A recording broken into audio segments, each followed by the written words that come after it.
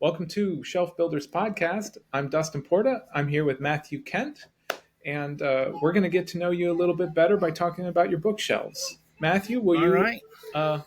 Welcome to the show, first of all. Thank you much. I appreciate it. Can you tell us a bit about yourself and briefly what books you write? I have lived in and around Atlanta almost my entire life. I work as a real estate appraiser in the real world, and I like to do writing for fiction, science fiction, fantasy. But what's really gotten my attention the past few years has been the LitRPG and the game lit. It just kind of speaks to me. But I've got a lot of influences from some of the old writers. Heinlein, I absolutely love. Harry Harrison has been a big influence.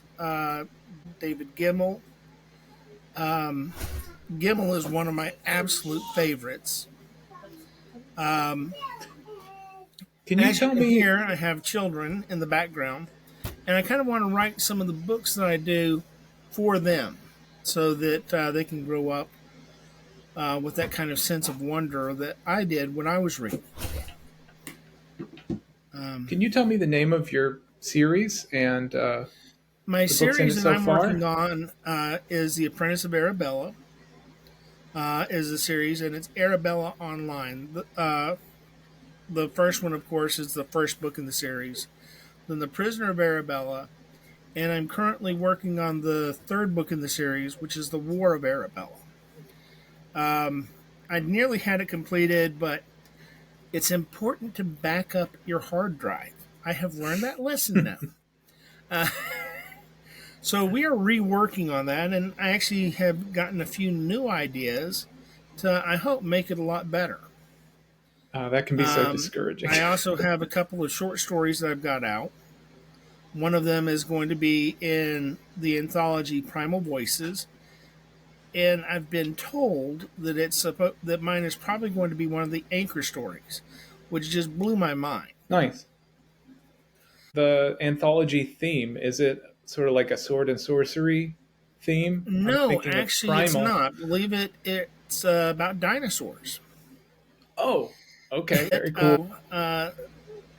the story started out with the idea of kind of riffing off of one of Heinlein's series, The Star Beast. And this is kind of an alternate take on how John Thomas became the Star Beast's boy. I have a couple of other short stories that I've put out for other anthologies. These are with a company called Raconteur Press, which one of the stories I've sent out for is for Space Cowboys 3 or 4. Anthologies is a good way to get into talking about your bookshelf because I grew up reading, I think it was the Dragonlance series, and my favorite book on my shelf was actually a couple of the anthology editions that fit into that series. And I don't know why. There's just something about having a little collection of things, a little collection of stories that I feel like they deserve to be on a bookshelf. Uh, how do you feel about that? Do you collect collections of things sometimes? Well, it's strange. When I started reading and when I grew up, we didn't have any electronic copies. So everything you got was either hardback or softback. And that's kind of how we grouped them. I remember there was one group of book companies that they would put out hardbacks, but they were cheap quality, but I still have a couple of them. Harry Harrison's. This is one of these that I love to reread it. And, it was Nelson What's the title Doubleday. for people who can't see? Okay. Ah, it is The Stainless Steel Rat, or The Adventures of the Stainless Steel Rat. But that's one of my older books that I have. I always I have ask some people newer if books. the collection that they have is started out when they were a kid and they've held on to it, or if they didn't start building their book collection until they had a house to put it in. because That's how a lot of as us someone are. who lives in apartments a lot, I let go of a lot of books because I have space constraints, unfortunately.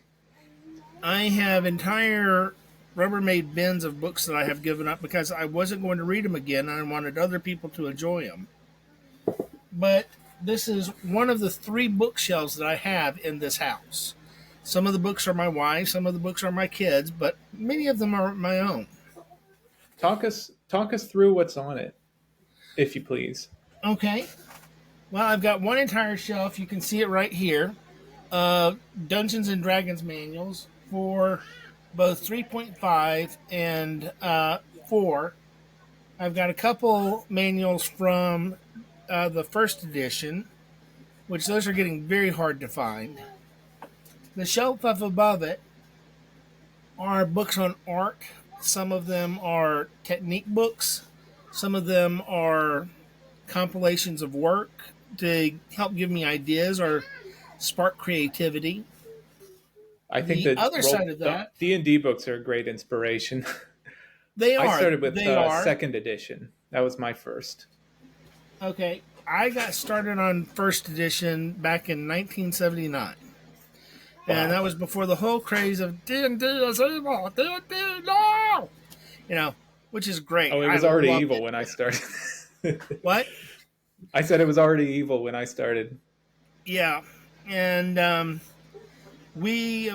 of course down in Georgia, Southern Baptist, and, you know, it was an interesting time. So on doing artwork, I've got books on tarot. I've got books on monsters for, I one of the books that I've just started reading for my next series is basic role playing to pick up some ideas I to like the Vitruvian Man on the cover of that. That's that very cool. it's actually a much more affordable book than a lot of the others out there. I got this as a hardback from softback from Amazon, and this was I think $12. But you can get a free copy from their website, which is just a PDF. So, just very, very basic, as they say, basic role playing. One of the ideas I'm wanting to play with a little bit is like they have titles and things, so the characters winning titles. And this is actually something I'm working for a D&D group that I'm trying to put together. So that's going It to be fun. reminds me a bit of the second edition mechanics where after you reached a certain level, your fighter would have people just show up and ask to be his squires or servants or hirelings I because they remember had a that. reputation. And that was something that I think they've gotten rid of. And I kind of miss it being gamified in that way. Well, I think really part of the problem is that Wizards of the Coast has kind of lost track of where it came from. And I play Magic too, so I feel that way doubly. yeah, they've gone from people that enjoy playing the games to people who want to make money off the games. And when you get that part where all you want to do is make money, you lose the magic. You lose the fun. And that's what we're seeing. And we sometimes see that in the writing world where all the writer wants is just to make money off of it, not enjoy the actual writing. And I know many of the writers that I'm friends with, they love the genre. They love reading. They love writing. Mm-hmm. They love somebody going, I read your book and it was fantastic. You You see it know, in the lit RPG genre too, and you see it in people who had a passion lose interest in a series, and then it becomes a chore for them. Um, yeah, but you also see people find the passion again. Uh, it's yeah. Well, something we all part struggle of it with. is one of the reasons I've been writing some of the other stuff is to help me maintain the passion. I've got one series that I've been working on for about the past 3 years, and it's completely new, but I keep getting stalled out on it. So it is The Sorceress of San Antonio. Modern setting. Young girl finds out I that mean, she is related to Atlanteans and that she has to fight monsters. seen, I think, an increased interest in, I guess you'd call it the urban fantasy genre in the last couple of years. I mean, it's Yeah. never gone out of style, but I've seen more people getting excited about that sort of Dresden Files style or uh, Oh, Whimpers Dresden of London Files is style. fantastic. And in a way, this is kind of like that, I guess, except she's not Mhm. privy to everything that's going on. And the viewer or the reader is actually going to be much more in tune with some of the things going on in the world. And I'm hoping it'll Oh, be that's hard fun. to pull off. Yeah, I can see that. Unfortunately, sometimes my ideas outstrip my skill, I but know the we're feeling. working on that. I wanted One to of the ask things you. I've been doing for the past couple of months is listening to the Writer's Dojo. I'm Um, not familiar and with that one. Podcast. it's a podcast. It's with Larry I love a Correa. good writers podcast. Hmm?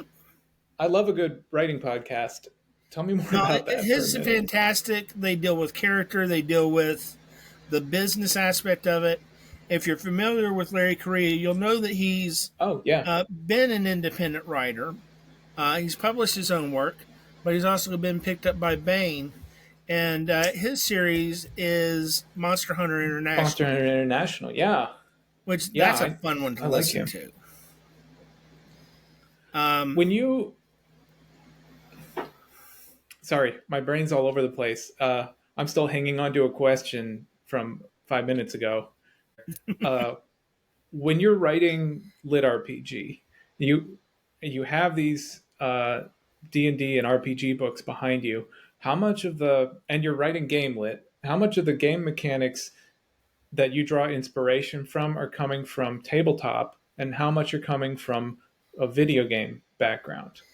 Actually, much of it comes from the tabletop.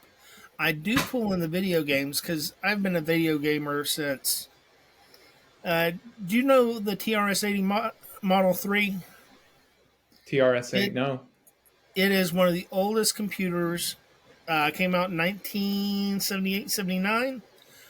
We had the game Temple of Apsi on that, and what it was a roguelike game, and it would create a new dungeon for each one. And if you died, your character died, it would reset the entire game, and you'd have to start all the way from the beginning. I love roguelike games, especially when they're brutal like that. And it was ASCII, ANSI. All you would get for the things, what it wasn't real graphics. You would get letters for like walls. Have played everything. We started out with the Sears version of the Atari, which that predated Atari by a year. But we started out with that. And then we went all the way up to the ColecoVisions, on up to, let's see, it was the Tandy 1000. My older brother got that. That was really the beginning of the gaming craze. And most people Yeah, don't know this, but gaming actually drives the computer development. It's not business software. Business software can run on anything. It's been a very strange, long ride. And I wouldn't miss it for anything. For the gaming that I'm able to do, I prefer games where it's just me. I also prefer the strategy games. Civilization is great. Master of Magic was a good one. Master of Orion, those kind oh, of. oh, that's yeah. Master of Orion, tops, one of my favorites. Did you ever play Alpha Centauri, Sid Meier? Um, no, His, I didn't his play Civ that. in The space. Survivor one. I remember playing the original Alpha Centauri.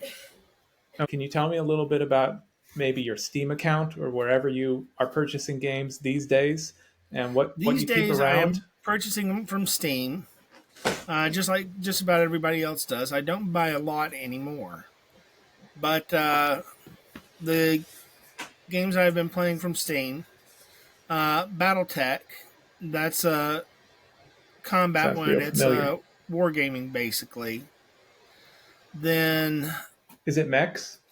it's Battle Mech. Do you still keep any physical games around, like old consoles or old CDs from the Not 90s? really. I've not been into a lot of them.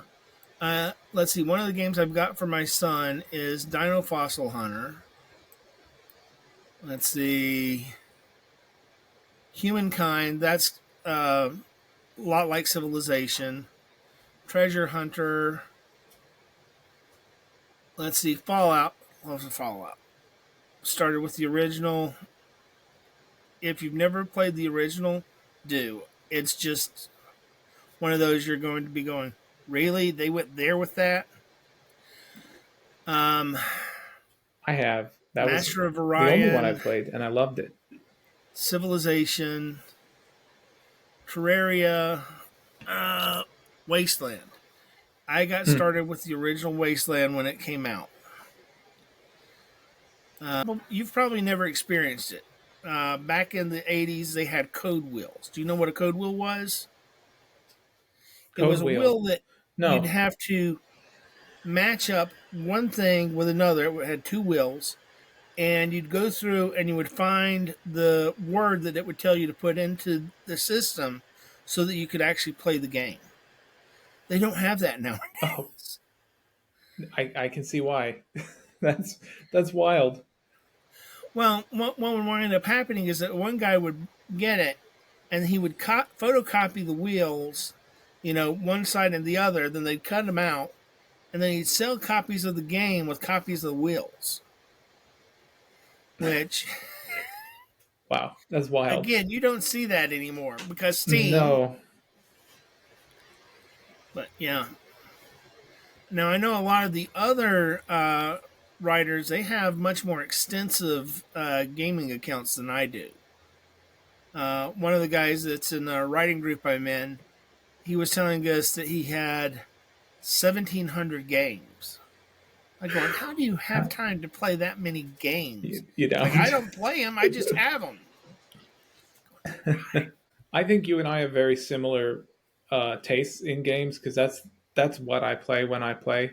Even though I've kind of pulled back from playing, like my biggest post on the LitRPG Reddit forum was a post talking about MUDs, multi-user dungeons, text-based I remember RPGs. those. I loved those. We had a nostalgia session over there on a Reddit talking about MUDs. I don't hear a lot of lit RPG authors talking about it. I think because they're generally either younger or older and missed that window where MUDs were the thing to do. But I'm not sure. That's just my No, I guess hit at it. why. Um, I definitely hit that window. I don't know. Maybe I was just flung and just went to the right side or whatever. But yeah, I remember it. I remember using the modem and having to worry if somebody in the house might pick up the phone. Um, Always. I want to continue this tour of your shelves before we run out of time here. well, for instance, right here, I keep this because I'm hoping my kids will enjoy them. Calvin and Hobbes, the indispensable Calvin and Hobbes, the essential Calvin and Hobbes, because I think my kids are going to wind up being a lot like them. I I can't want wait. that. What? I want that book. That's a great one. I mean, they're great. They kind of speak to being a kid. Space War, Worlds and Weapons. So this is an This artwork book, and it shows work from the 1970s, 1950s, the kind of the hopes of the artist.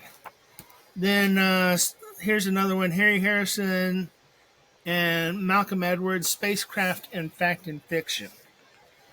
So they start with the Pulp Fiction, and they start talking about kind of the hopes that they had.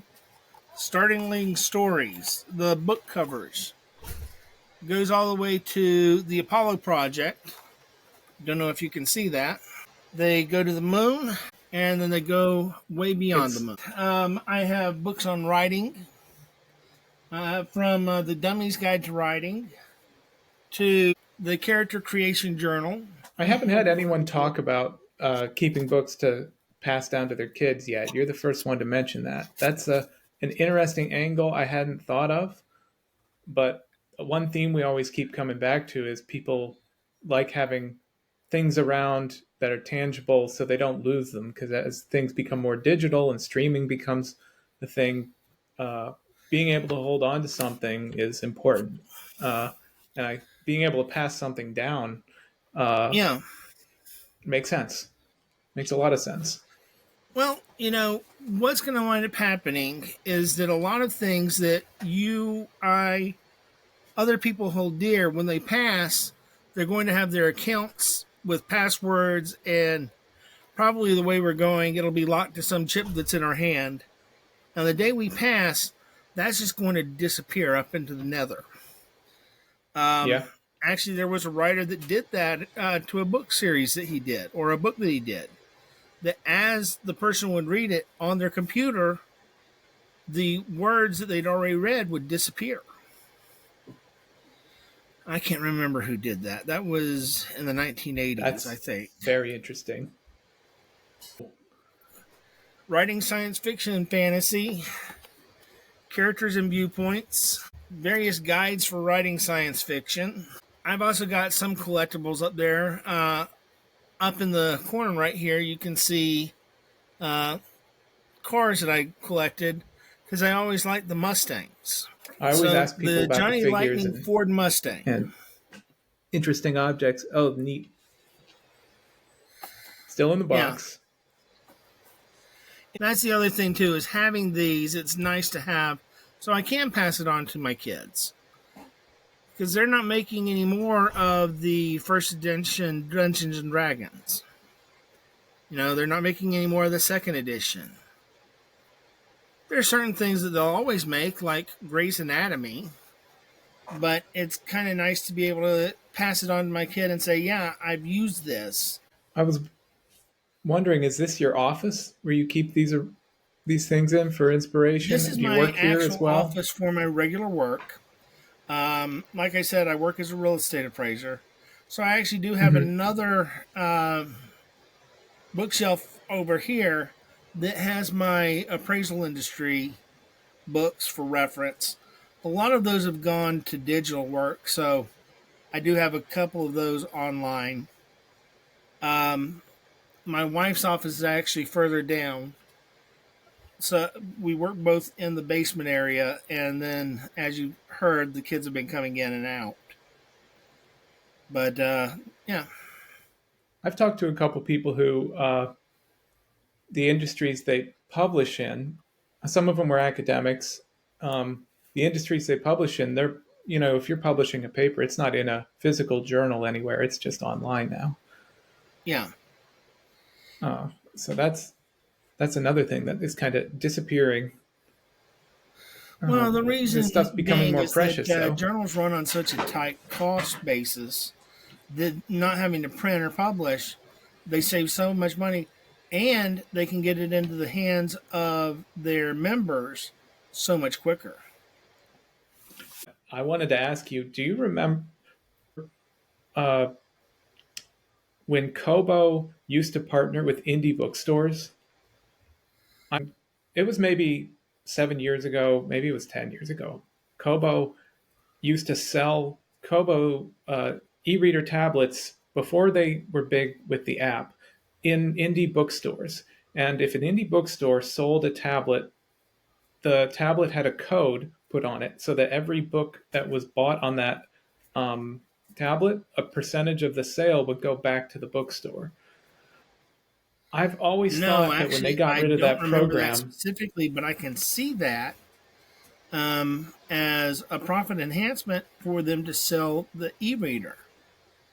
You I know, always thought that was a huge loss for self published authors or indie bookstores in general, because I feel like we could have got in on it somehow. And there's nothing like that now. Like I can't sell a e-reader tablet on my website to my fans and then get a little kickback every time those fans buy someone else's book on there, but I should be able to. You can still use affiliate links. There is that, but I feel like we lost something that we had briefly. Uh, Well, there is, but there isn't at the same time. Let me see if I can explain this the way I see it. If somebody buys an e-reader from your website, that means that they're probably both engaged with your work and want to buy it. But also, there's going to be other opportunities for them to buy future books or older books from your catalog. Um, Realistically, how much would they pay you? I guess what matters is teaching, getting more people to read and encouraging readers to get back Well, into books. that's And that's part of really why I want to both do this the podcast. challenge and the need right now. Do you know that most adults don't read once a single book once they graduate high school or college? I've The heard that average is about statistic. 12% of the population read after school, uh, either primary or secondary school, college, which it shows so much. And we had to find ways to entice people to read our work and expand out. Um, it's really kind of sad. The American language, the vocabulary has changed so much where most people use about 1,500 words, where previously they would use 2 to 2,500 words, um, which admittedly some of them are words that we could stand to lose. But there's something so rich about the language that we almost don't have. Have you ever Yeah. read uh, any of Mark Twain or any of his pithy language towards people? Oh yeah. You don't get that nowadays. You don't get an entertaining insult from anybody. Not that we need to all be doing insults. It's just the juxtaposition of then versus now, where we're having to dumb things down for people. As a writer, you try and write for an average of an eighth grade reader, where previously you would be trying to write higher for the 10th or 12th grade or somebody that had graduated college. So you don't want to have it too high, but you also don't want to have it too low.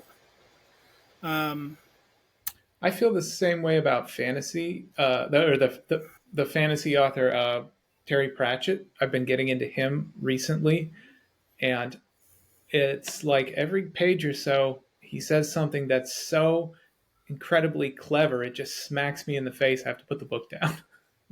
I think I well, said that in the last interview too, but it's true. It's well, sometimes it is how you say something. It's not always just what you say. well. It's not only that, but for instance, one of Pratchett's books, and I don't remember which one, has an analogy where one of the characters is complaining about his shoes and how he's always having to buy new shoes every couple of years. Where a wealthy person buys one pair of shoes that lasts so long. And the reason being is he has the money to be able to afford better quality. So it's quality versus quantity. Um, I can't remember if it's Grimes who says that or Moist who says that, but I think it's Grimes. yeah, I remember that metaphor. Hmm. that's also one of the reasons I enjoy Heinlein's work is he says so much with so little. Um, you may have never heard of this story, but he wrote a story called The Man Too Lazy to Fail. And it's absolutely Never heard of hilarious that when one. you read it. It's about a boy who starts out in Missouri, and one day he sees an airplane and he decides that he wants to get out of Missouri from behind the tail end of a mule. And so he goes into the Navy and he becomes a pilot. And he has the other idea that he doesn't want to be shot at. He wants to fly a PBY. He comes up and develops a autopilot for the PBY so that he can take naps while he's flying. So everything he does is to make his life easier. So when he finally leaves the military, he's an admiral and he retires from Missouri, where he lets the government pay him not to grow anything. I love it. But it's the kind of biting sarcasm that's so well written and so intriguing that you just have to read the next sentence in it, and you wind up laughing to yourself, going, "Yeah, it's just like that." Before I wrap things up, I wanted to ask you about your own series again. And Okay, what are you writing right now? Where are you going with it? right now, the War for Arabella, I've been working on it a little bit. Um, Now, in the last chapter in the last book, they have interacted with a quantum computer that has actually carried their minds back in time. And they are still stuck in the game, but before the actual game development started, they're still they're stuck in Oh, a government computer. And the huh. government has found out that they are in That's there neat. and is very disturbed that there are players in the game that they have just created and they want to know where they came from. I've never heard that before. That's unique. What's happening in the series is that there are two um, artificial intelligences. Actually, I'm calling them artificial sentience. They're fighting each other and using the main character as a proxy. The main character also in the last book had shared a secret with people that were being imprisoned inside of an AI prison, and now they're out and about. They're still stuck in the prison, but You do a lot something of that rule is going to be breaking happening stuff in where the real you a world. lot of pushing the boundaries of what people are allowed to do outside of the game. It's neat.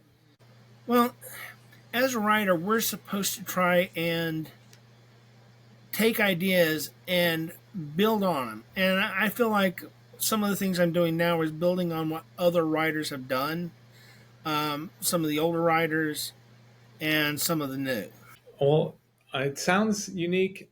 It is really hard to find a way to raise the stakes. I know when your character can just get killed and respawn, it doesn't always feel like there's a threat. So, Yeah. um, every lit RPG author has to find a different way to do that. It's interesting to see where things are going. Uh, I Well, guess I I should wrap think it up will soon be. now. So I should probably let you tell us. First of all, thanks for coming on, and will you tell everyone your website and where they can find you? All right. My website is paragonepress.com. And you can find my books on Amazon and Kindle KU. Awesome, Matthew Kent. Those links will be down in the description of the show. Thank you for coming on. Thanks everyone for watching. And until next time, I've got to come up with a new saying. Until next time, you can organize your bookshelf however you like, just not spine in.